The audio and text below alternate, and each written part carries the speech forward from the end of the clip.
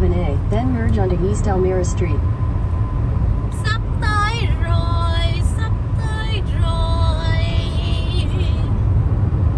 sắp tới cuộc vui rồi. Merge onto East Elmira Street, then turn left onto North Main Avenue. Sắp tới cuộc chơi rồi.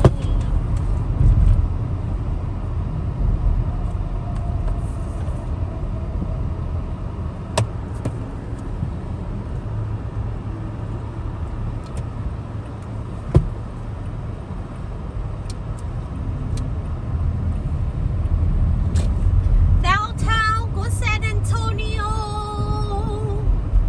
In a quarter mile, turn right onto North St. Mary Street. Downtown là có nhà chọc trời. Nhà cổ điển rồi. Nhà cổ điển. Cái này nhà thờ hay gì con thấy nó cổ điển quá vậy Mình ta. nghĩ cái nhà thờ. Cái này cái park hả? Cái park. Camden. Chỗ này dòm cái mát quá ha. Dạ. Cây cổ thụ không, cây bự không. Cái đó cái nhà hay gì cái nhà màu xanh đó. Kiểu cổ á đó. Mình nghĩ chắc cái đó là cái chỗ gì. Chứ không phải nhà hả? Tự Nghĩ nhà không phải bự. nhà đâu. Nhà bự Cái chỗ gì office vậy đó. mà tại anh chơi vậy đúng rồi, mẹ nói đúng rồi. À. Đó office mà anh chơi bự vậy đó. Office. Chơi bự vậy. Law office. Chỗ ở sau đó cũng có nhà, nhưng mà cái này là cái office. Sao nhà thiếu gì đó. Cũng nhà law. Cái nhà này, cái này mới làm cái office nè. Đó để kìa lao Law kìa. office.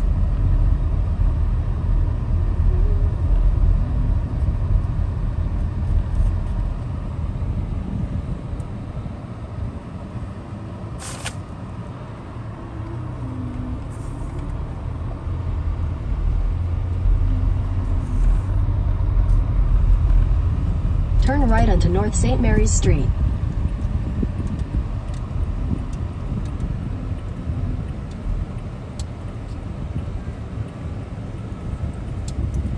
Mình đã vô downtown của San Antonio rồi các In bạn 1,000 ơi. feet, turn right onto Convent Street. Bây giờ đang đi lại hotel đây.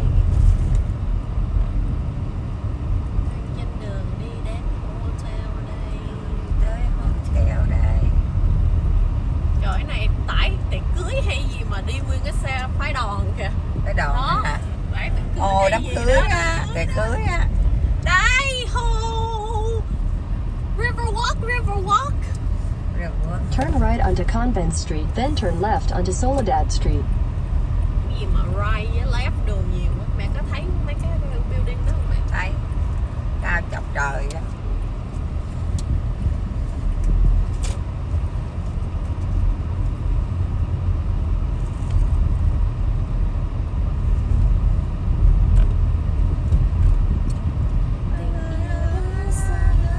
Turn left onto Soledad Street.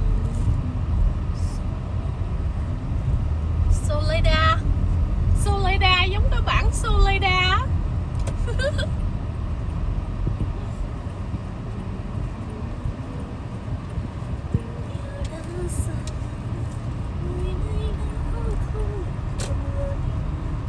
In 1,000 feet, your destination will be on the left.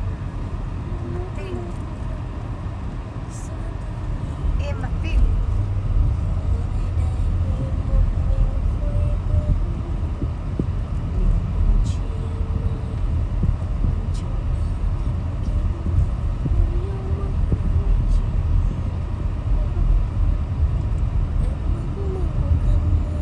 Lại làm đường, lại cất.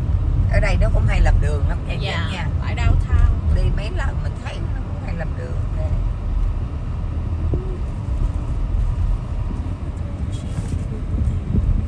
Đây, embassy. Your destination is on the left. Vô đâu? Quẹo vô đâu? Entrance. I am here. Đâu rồi? I'm here. Đâu vậy? Embassy. Hotel mình chứ đâu. Thế sao? Chắc đây. Đúng rồi, thì này cái cửa ngoài trước phải không mà ha? Đâu? Thấy gì đâu? Ơi, building chập chừng nè.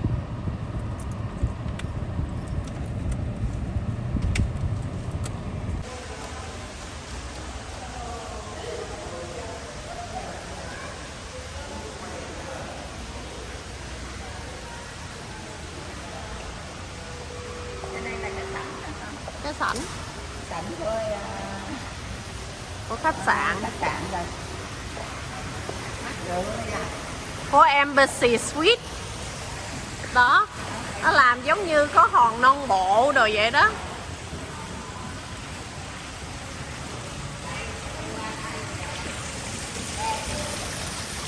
Okay.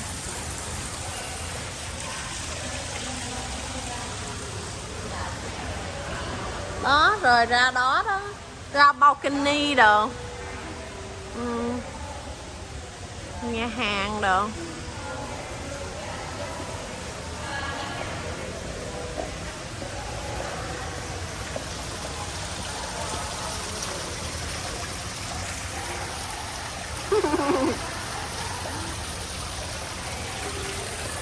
Cái này là cái chuỗi khách sạn của khách sạn Hilton nhưng mà nó cao cấp hơn thôi. Dạ. Nè, ở đây nó có ghi nè. Đó, cái vali mình để đó kìa, nó đông tới nỗi hết người đem hành lý lên luôn.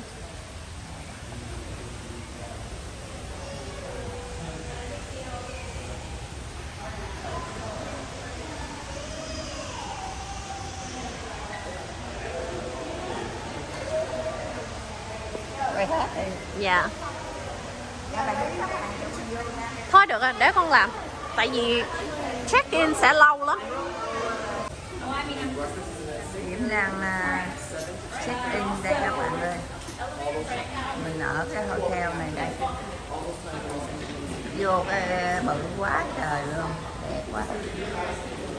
Rộng thênh thang luôn.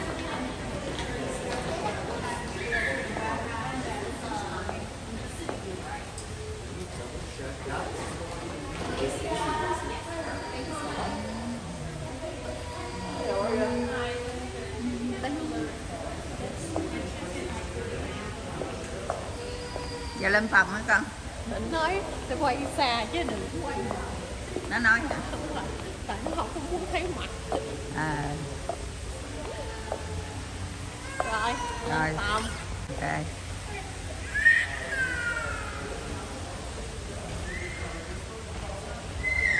Cái này nó đông quá, nó không có người xê vịt mình.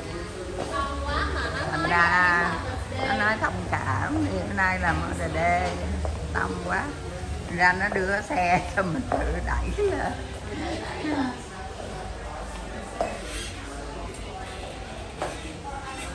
Nó phòng hết rồi. Mình còn là đi cái lúc phòng hết. Đi thang máy đấy các bạn.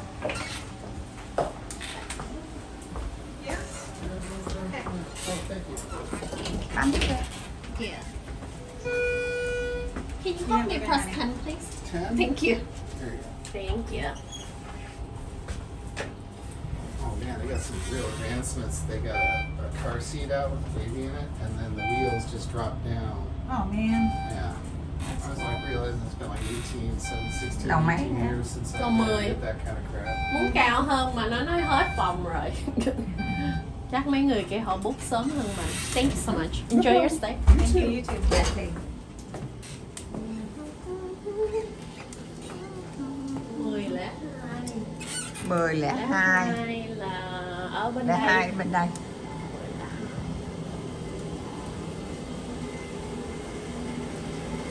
Thì chắc mình ở gần chỗ lấy đá.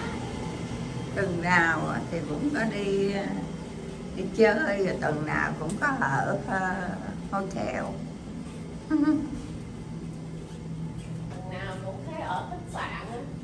Tuy nhà rộng rãi mà không thấy ở nhà. Mẹ nè, em tiên quá. Mẹ hai con Diễm nên nghĩ lại và nói lại nha. Lúc nào mẹ cũng biểu con phải ở nhà mà con không. Con toàn là làm đặt mẹ chứ có chuyện không à, là con đặt phòng hay gì rồi con mới nói cho mẹ nghe nha. Mẹ à. Nhớ nha. Nhiều khi người ta muốn mà không được nha mẹ. Nha mẹ. Rồi vô. Đừng đẩy này vô. Dạ lấy vali. Lấy vali vô. Ôi Thơm quá trời. Thơm sao mình đã luôn. đẹp thế này hả? Đó. Đây được cái phòng khách.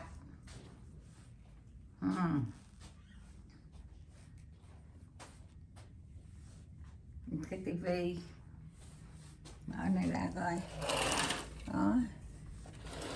Đây nhìn xuống đây. Mình đang ở trên tầng lầu 10 đó. Nhìn xuống coi xe quá trời dưới đó, đường. Đó.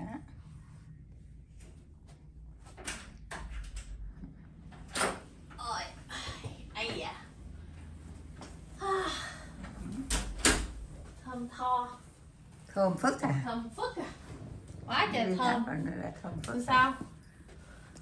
Nhìn thấy thành phố phải không? Nhìn thấy thành phố. Thành phố đó.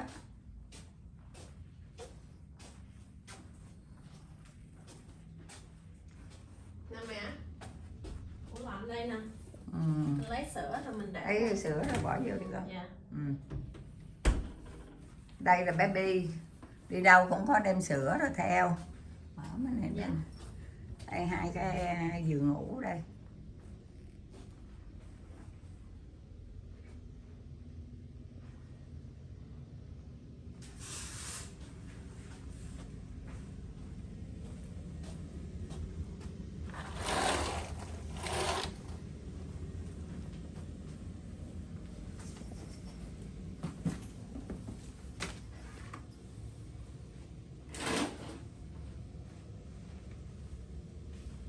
Mấy cái view nhìn xuống là hầm ổ đây.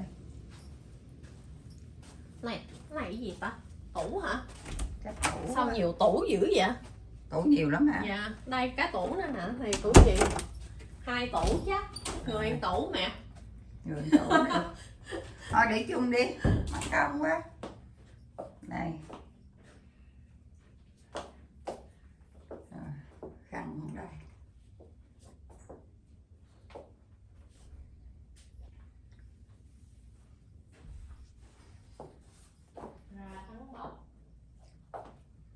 Rồi hotel mà ra không trắng bóc ai ở. Không nói ngộ ghê. Rồi.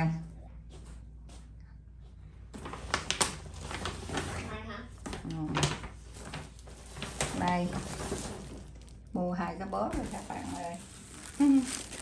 Đây. Bóp cho mẹ đây. Để xuống, để xuống, để xuống. Bóp cho con gái đây. Bóp cho con gái đây. Kéo này ra nè. Dạ. Tập hợp đây. Đi. Đây.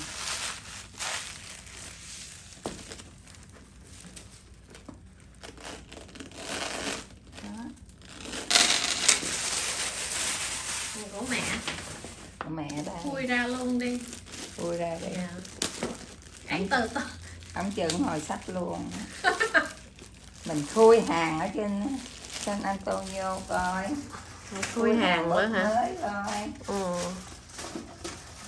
Ừ. Đây. Đó. Hai mẹ con đó. 2 cái giống nhau. How much? How much? Tôi giá.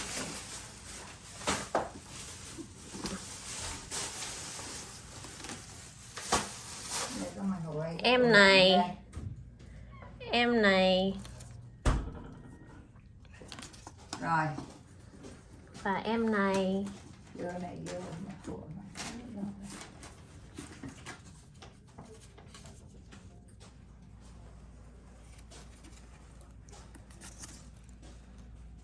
Năm trăm hai mấy, 520 mấy.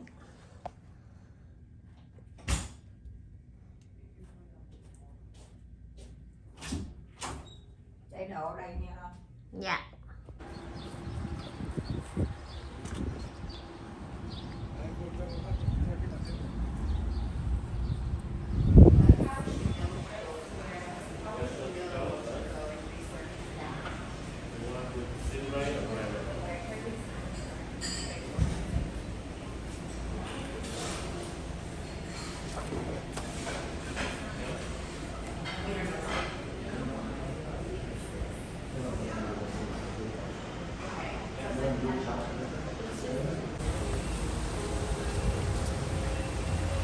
Đây là dòng sông.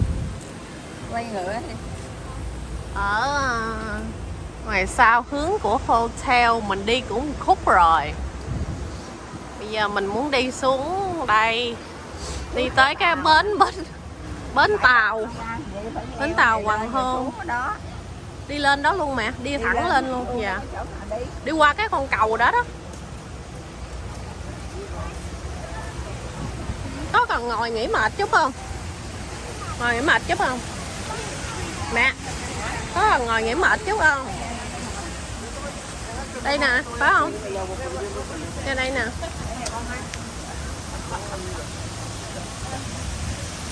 Đó.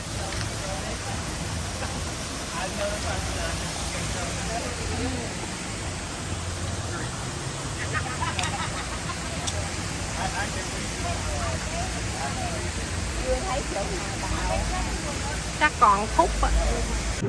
Rồi đi đi.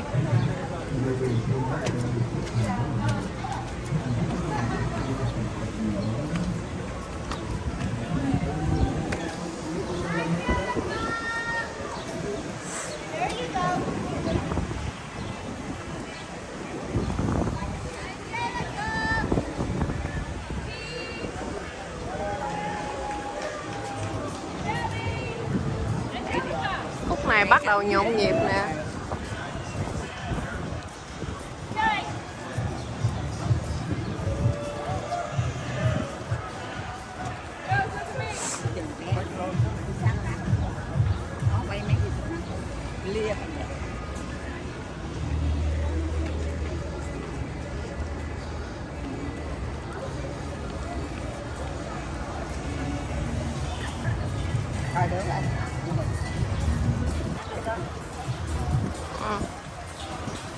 Photo, well, that's okay with me. Stand up, take your photo, and then sit back down. Because you go over some low bridges like this one in front, I don't want no one here to get hit in their heads. And with the wooden railings, rest your arms on them. Do your best to keep everything within. Because you go over some tight spaces and get close to these other boats. And I'm not saying I'm a bad driver, I'm saying everyone else is. And there's no smoking, vaping, or use of tobacco products. And right in front of me, we got 2 hatches. And both of these hatches here, 40 life jackets. Now, we never had to use it before, so don't worry. The river's only 3 to 5 feet. If you fall in it, all you gotta do is stand up and walk out. But if you're still grasping with the life jackets, you can do that too. It's your choice. And other than that, those are the rules. Very short and simple. Let's get started. If you have any questions at all, well, feel free to ask. I might not know the answer, but I'll make something up. You'll probably believe me anyways. Oh, and that's right. Not 2 hours, only 30 minutes. No near pay for a 2-hour cruise. Now, to start us off here to our left and right side, we're entering into the Arneson River Theater. Now, this is an open amphitheater that sits 800 people, named after Edmund Arneson. He was in charge of the WPA through the creation of our riverwalk in 1941. If anybody here recognizes the stage on the right side, you might have seen it in the movie Miss Congeniality, listening to competitions filmed on that stage. And if you look to the back of the stage, you'll see 5 bronze bells. And those 5 bronze bells back there represent the first 5 Taco Bells built here in San Antonio. But if it sounds like I'm lying, it's because I am. They represent the first 5 missions of San Antonio, not Taco Bell. I'm just trying to get sponsored. And in front of us, right behind that statue of a gentleman herding cattle, we have the Bristol Western Arts Museum. Now, it opened its doors in 2013, named after a former governor of Texas, Dolph Bristol Jr. In the museum, you'll find some artifacts like Ponce Villa's last known shadow and Santa Anna's ceremonial sword. Now, there's even an interactive diorama of the siege of the Alamo, and a fully assembled stagecoach is in there, along with other art, culture, and history from the American West. And in front of us, we got the Presa Street Bridge. This is the lowest bridge on the San Antonio River Walk. It's called a trestle bridge, and there's only 10 of these here in the United States. And 5 of those 10 sit right here on the River Walk. And what makes all of these bridges unique? Well, they're made entirely out of cast iron, just like any household frying pan. But there's no welding done to the bridge. It's nothing but just nuts and bolts holding it together. And don't worry about these beams to the left and right side, because you do gotta be 6'5" sitting down in order for the beams to hit your heads. So you're all okay as long as you don't stand up. Wow. You ever stay here? And on our right side, that metal structure there that's sticking out of the ground, it's called Father Massinen's Table, and it commemorates the first Catholic Mass held on the river, all the way back on June 13, 1691. Now, it's resting on this small island here called Marriage Island. It's in the shape of a heart and all natural, made from the roots of this cypress tree here. The reason it's called a marriage island, there's over 300 weddings that take place on the small island every year. And local legend has it, if you get married on the island, it's supposed to bring your marriage good luck for 100 years. Nè, về tới My con quay uncle's actually chút getting đi. married there next week for the second time, so I don't know if it's true. Héo rồi rớt.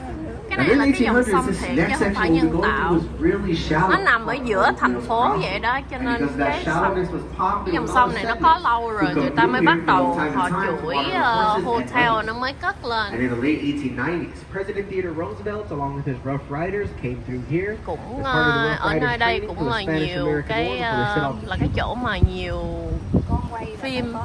And to our right, the brick building right here, this is the Westin Hotel. And it was the last building to be built on the San Antonio River Walk at the turn of the century in 1999. Now today, when the San Antonio Spurs have their home games here, their opponents are busy taking up the top 2 floors of this hotel. Well, except for those LA Lakers, they stay in that red building all the way down in front. That's the Bexar County Courthouse. And to our left, we have the Tower Life building. Now it has a neo-Gothic architecture style. If you look to the top of this tower, you can see some gargoyles sticking out about 3 to 4 feet. And if it were to rain, you can see water coming out of their mouths.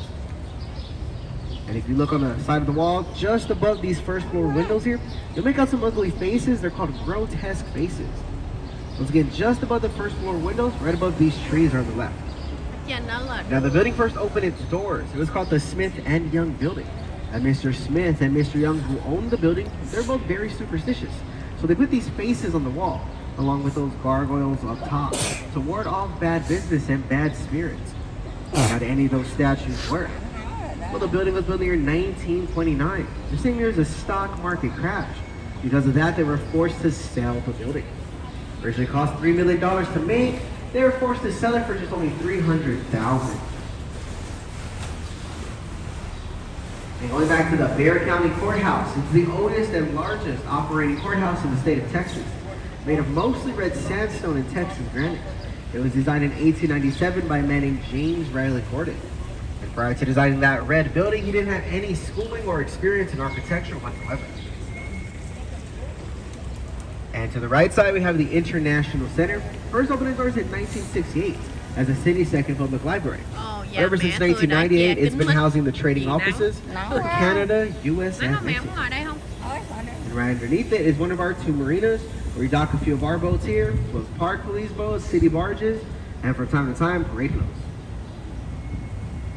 Now, if you direct your attention behind us, right back to the Tower Life building up there, now some people say it kind of looks like the Titanic. If you got to use your imagination for this one, just imagine the little Jack and Rose up there. Work with me. But they also say if you're quiet enough, you can actually hear the horn of the Titanic.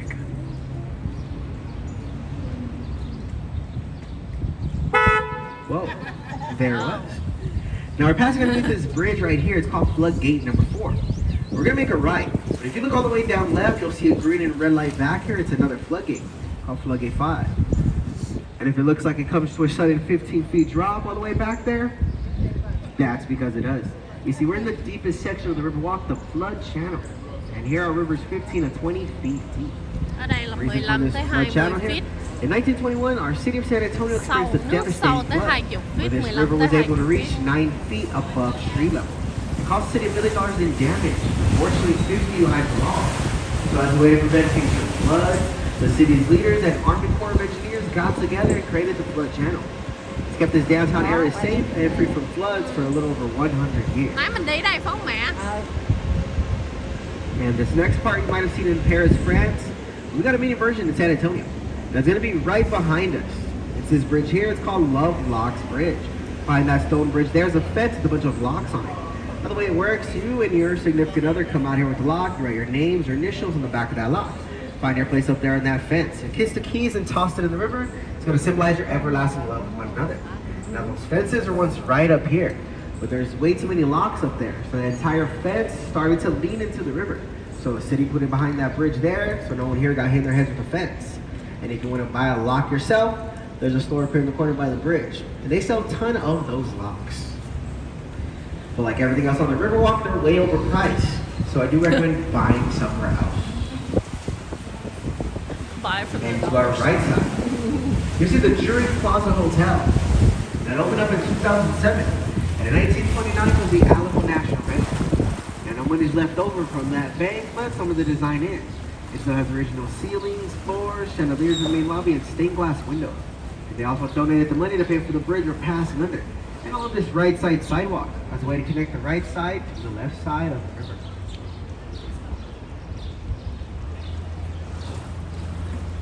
And past this bridge.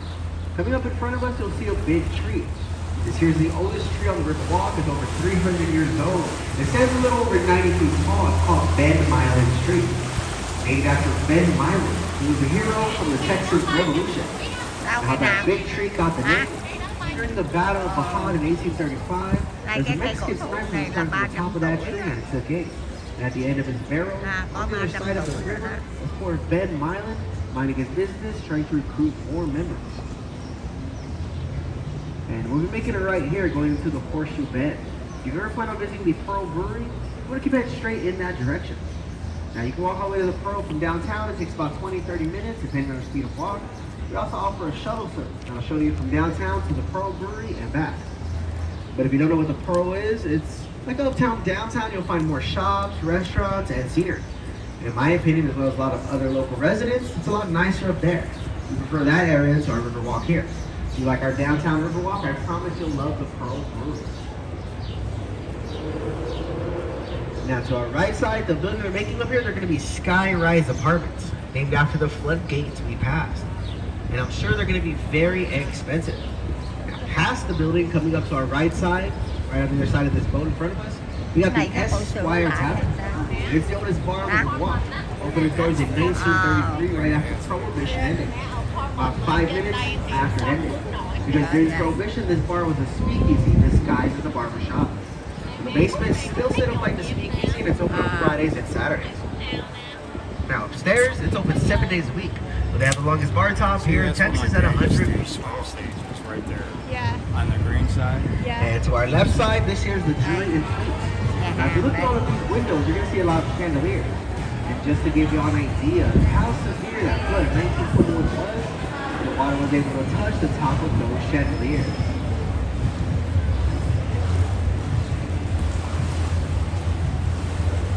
And past this bridge. Coming up to our right side on street level, you'll see the Aztec Theater. That opened its doors in 1926. And during the roaring 20s, this is a really popular theater to come watch black and white silent films. And they don't have those anymore, but legend has it if you close your eyes, you can still hear the silent films to this very day. And they currently deal with musical performances, comedy shows, and theater acts. Now if you look to your right side, there on that third floor there, you see a statue of Mine Bronx's head. So that's the Aztec Theater's VIP lounge. But not much happens this early on Saturday. Now by any chance, have any fans of the movie Selena on board? You're going to recognize that bridge in front of us. Now it's called Hugman's Bridge, officially named after the father of Riverwalk, Robert H. Hugman. But it's more commonly referred to as Selena's Bridge. The 1997 film Selena, there's a scene that's filmed there, where J-Lo, Jennifer Lopez, who played Selena, sits in the middle of the bridge with her feet dangling off. It's a scene in the movie with her husband Chris where she says, "I feel like I can fly." And because of that scene, there's a lot of proposals that take place on this bridge. In fact, there's one on Thursday, and she did say yes. And to the left side, we got La Mansión del Rio, and its mansion on the river. Now, first opened up its doors in 1853 as a boarding school called St. Mary's Catholic Boarding School. They got too big to move to different locations towards the west side of San Antonio. They turned into a law school called St. Mary's School of Law. And a graduate from that school named James Patrick Kennedy bought the building, turned to the Hotel Bell Forest in 1968. And during her visit to San Antonio, Selena stayed in the hotel room. It only cost about $200. If you want to stay in the exact same room that Selena did, it cost a little over $5,000 a night. And as soon as we pass this bridge, I want y'all to look left and as high as you can, you'll see an optical illusion. Then to the left will appear to be flat. This is a free fall standing building.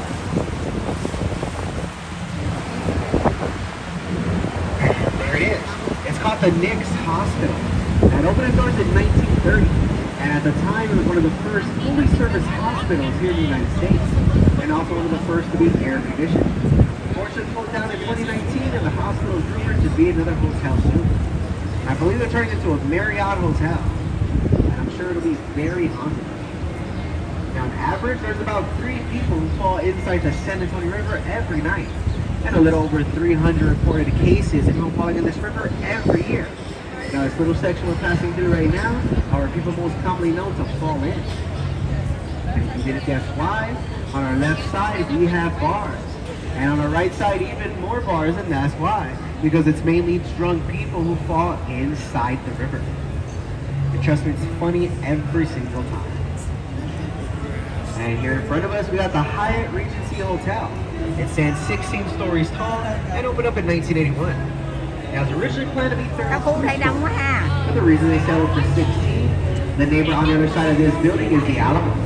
And there's a city ordinance that states no buildings allowed to cast a shadow on the Alamo. Shows the love and respect we got for the Alamo here in San Antonio.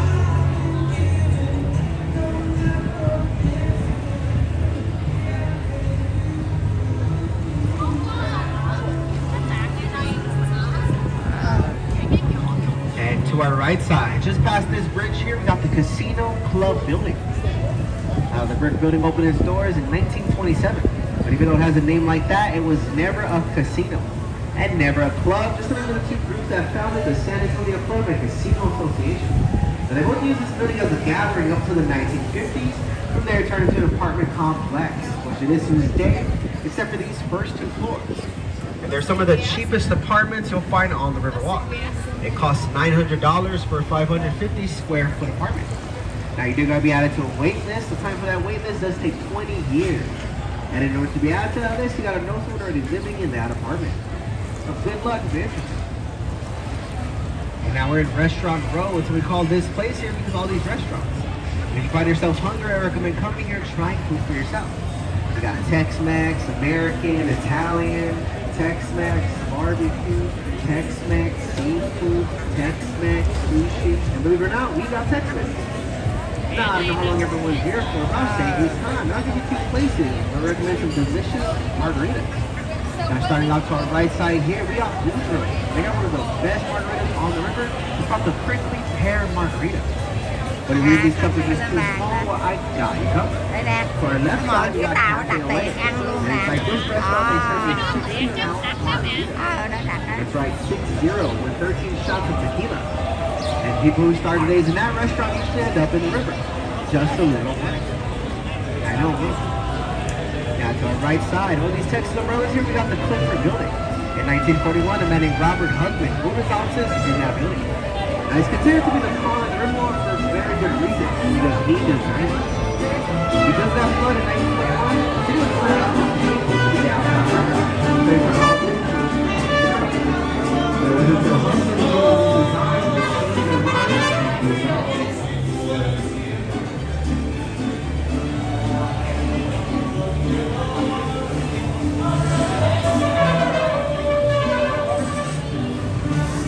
Now, 5 years later, after husband moved his offices in that building, the first restaurant to our right side opened up.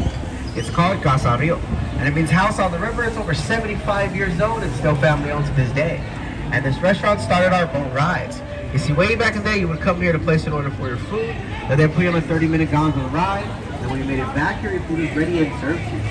And also the first restaurant to offer up the riverside dining that continues to this day.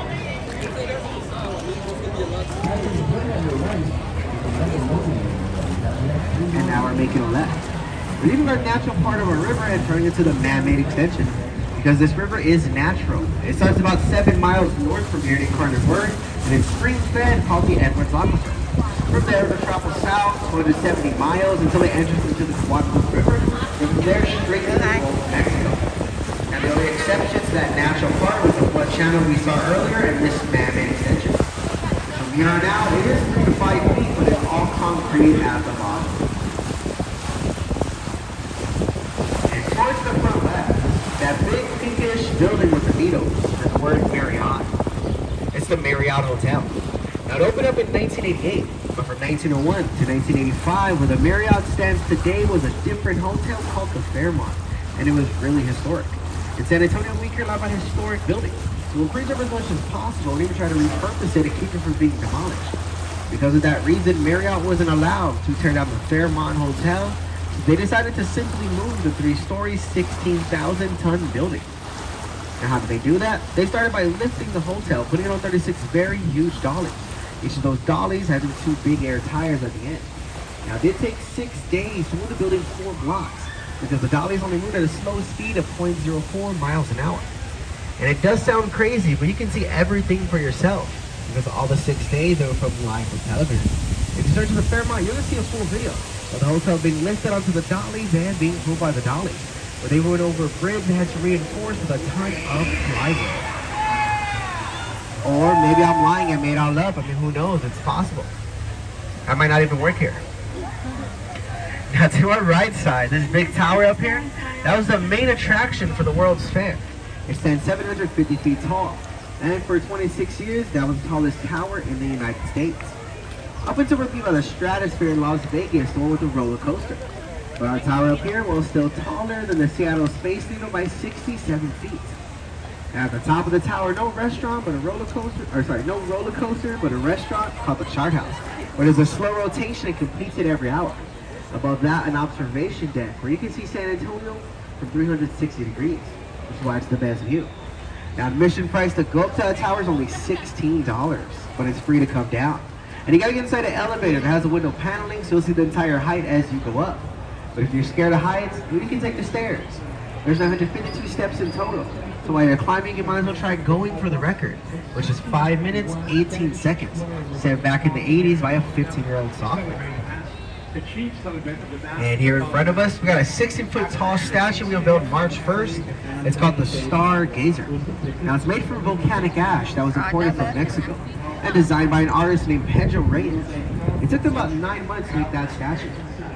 But they should wait an extra month or 2 because they messed up on the statue. There's a little problem with it. But if you have time to come see the statue up close for yourself, what you want to do is just circle around to the back side of the statue, and if you look down, you can actually make out a crack. And it's a big crack. Now to our right side, here's another one of our docking locations. This one is on a River Center dock and always tends to be the busiest one. Aren't you glad he didn't come here? The reason I think it stays busy is because they sell frozen margaritas here, and that's why. So if you're looking for a place to get some to-go margaritas, here you are. Now ours aren't wine-based like the majority of them on the river are. Ours here are made with Everclear, so you know they're strong. In fact, the strongest 2 are 14.5%. And the weakest is 9% of pina colada. They'll even let you test sample all the flavors. I actually had a few before I started this tour because they're just that good. So if you're looking for margarita, write it in. And this building that surrounds us now, this is the Shops at River Center Mall. This is the second largest mall here in San Antonio. And it's pretty much like every other mall you've ever been to. There's 3 floors to shop from, over 100 stores to choose from. We also have 3 restaurants on the river level, not including the ones already inside the mall. 2 movie theaters, one being an IMAX theater that's been playing the Alamo Price is Freedom movie since our mall opened its doors in 1988. We've got a Sea Life Aquarium, Build-A-Bear Workshop, and Lego Land. We've all been here for a little over 2 years. We've been everything for every month. We also opened up our Fat Tuesdays on the left there about 3 months ago. And if you're here looking for another shortcut to the Alamo, it's on the other side of the mall. When you get in there, just cutting through it. It sits right next to the Maker Hotel. That's considered to be the most haunted hotel in the state. They do ghost tours called Sisters Grimm Tours. You'll get put on a bus, taken to 2 different cemeteries and strapped with equipment so you can try to find ghosts yourself. And if you've ever seen those horse rides with the carriages and lights, well, you pick them up on the other side of the mall. They usually park right in front of the H&M. You walk to them and ask them for their pricing. Now, once again, we're in the man-made extension of the River Walk, so 3 to 5 feet here, but all concrete at the bottom. And you know this because I said it twice, so it's taking my tour. But a gentleman by the name of Steve-O, from a very popular MTV show that I can't say here, well, he didn't take this tour, so he never learned that. And in 2014, Steve-O had a comedy show in that mall behind us. Now, this started at 8 o'clock, but early in the afternoon, he came out here to pay us a visit, but he didn't take the tours. Instead, Steve-O decided to get on the railings of that big bridge with the buses and did a backflip off of it to the shallow waters below. Now, that show that he had at 8 o'clock, well, he had to cancel because he broke his tailbone, bones in both of his legs, and several ribs. Bây giờ mình đi thẳng bộ về khách sạn. Nãy giờ đi quá trời luôn. Mệt luôn. nói mệt cho nên hai má con đi ủa đây nó có này nữa nè. Thì mà hồi nãy mình đi từ phía sau mình đi phía sau hả? Còn bây giờ mình đi lên đường. đi lên đại lộ. Tại nãy mình vô Starbucks rồi mà không có quay. Bây giờ đang trở về khách sạn của mình. Tới rồi phải không? Nó rồi đây nè. Trời ơi vậy mà anh chị thấy mà mệt luôn vậy đó.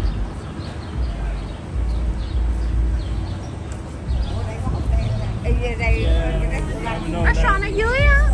Xuống tối có xuống ăn đó. Khỏi đi nữa mệt. Bên kia đường nó có cái grocery á. Grocery để mà bán đồ.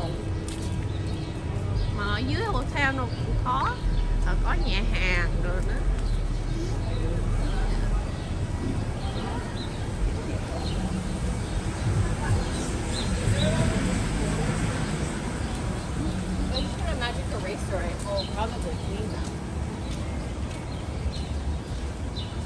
Chị đi phơi nắng nè. Dạ. Kệ đi mẹ. Bữa nay con cho mẹ phơi nắng. Dạ. Lâu mà. Có ai cắt tóc đi qua đây cắt tóc nè.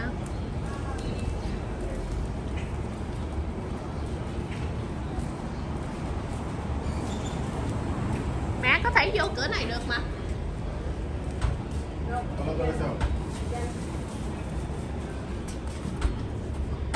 Espérate.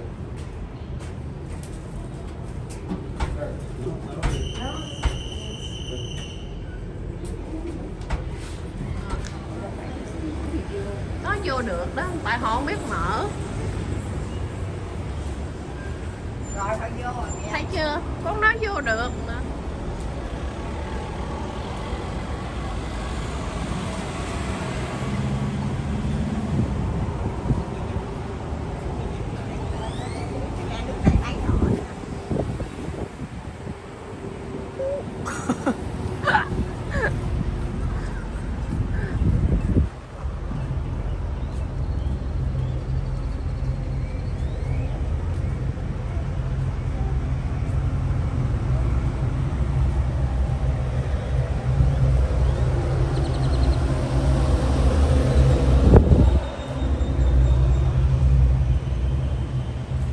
Rồi cũng tới.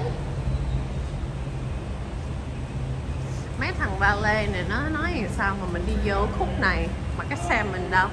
Cái xe mình nó đang giữ. Hồi nãy mình đi bộ rồi mình đi tàu, xong rồi mình đi bộ, rồi bây giờ mình về. Mẹ mình mệt rồi. Đi nhiều quá mẹ mình mệt rồi. Cái nhà là hàng nãy con thấy nó thế nào.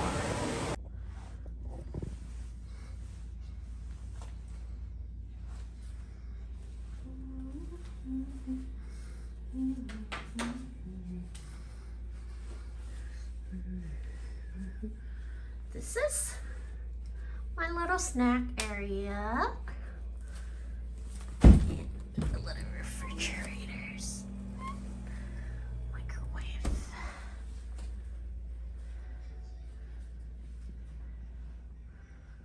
A sweet area.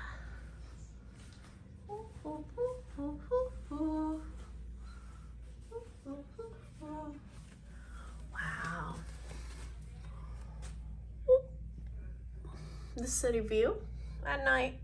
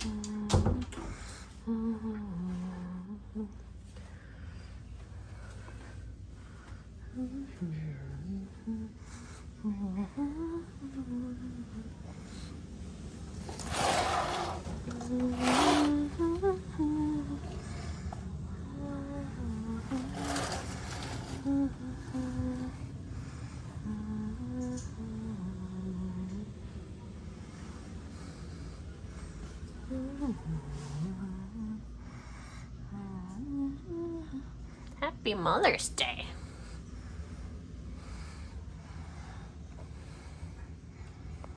Thắng luôn mẹ.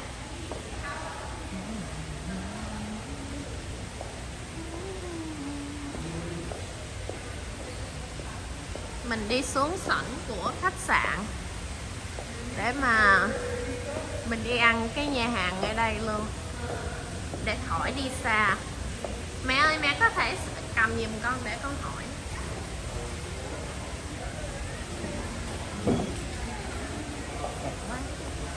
Trời, đợi nha. Đợi cái hết giờ à.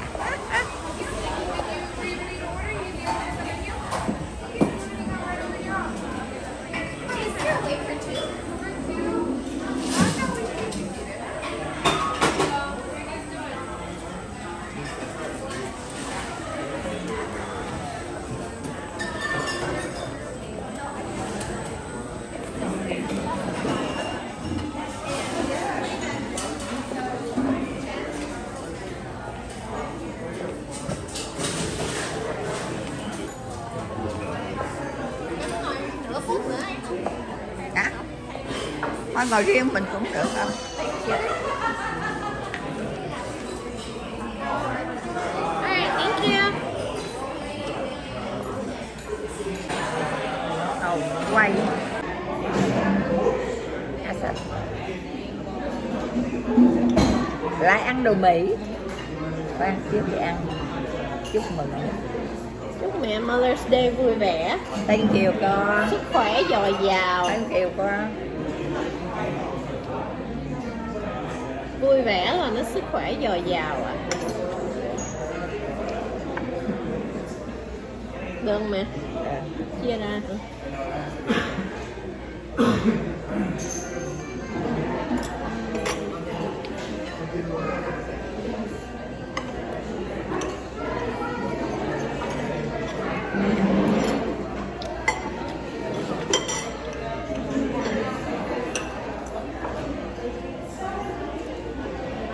Cái này Ngon ngày Diệp. ngon không? Ngon. Barbecue á mẹ. Ngon. Một miếng vậy 44 đồng nữa. Phần vậy 44 đồng. Hai phần 88 đồng. Mỗi dĩa salad 12 đồng. Sao con nói một cái xem mà. À. Yes, thank you. Nó sắp sửa dẹp rồi đấy. À. Nó sắp sửa là dẹp là nó không cho vô nữa lúc 10 giờ chứ không phải dẹp. À.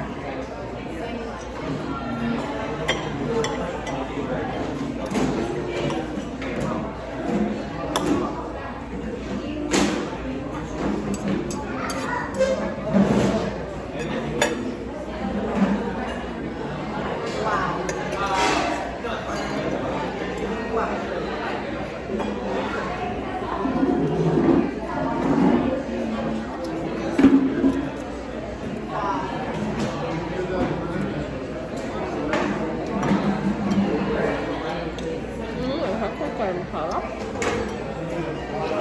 Thì bỏ mẹ gì gác.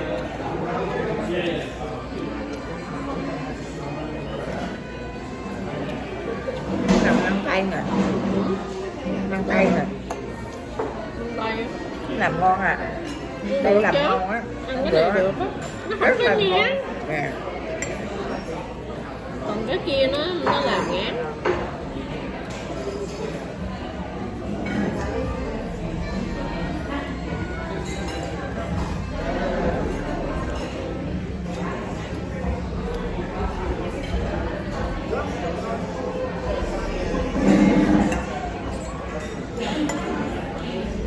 Rồi không? Đó. Gì? Nó có miếng cơm phải không? Nó giống như cơm phải không? Ừ. Hay là bắp? Cái này hả? Nó bo bo á. Ừ, Bo bo á. có gì? Cái này ăn được chứ. Ngon á. Ừ.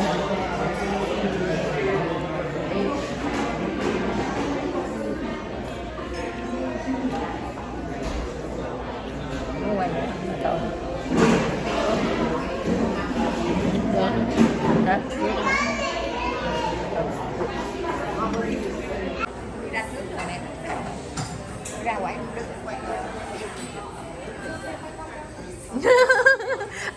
not to get anybody in there. Bye, have a good night. Bye. Thank you.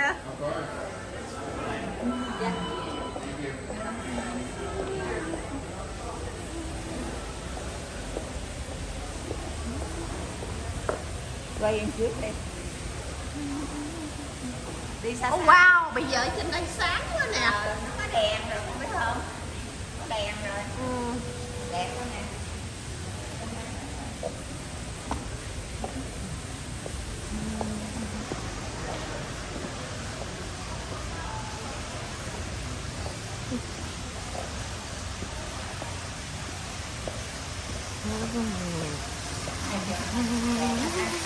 Bây giờ tối á, Nó gắn đèn vô, thấy đẹp. mình thấy nó đẹp á. Quá đẹp, lộng lẫy quá. Lại Ồ, cái này để thảy tiền vô uống á. à, những cái điều ướt á. Con chỉ mong cho mẹ khỏe thôi. Dạ. Điều Ok. đơn giản thôi, chừng bắp nè. Rồi. Xong rồi hả?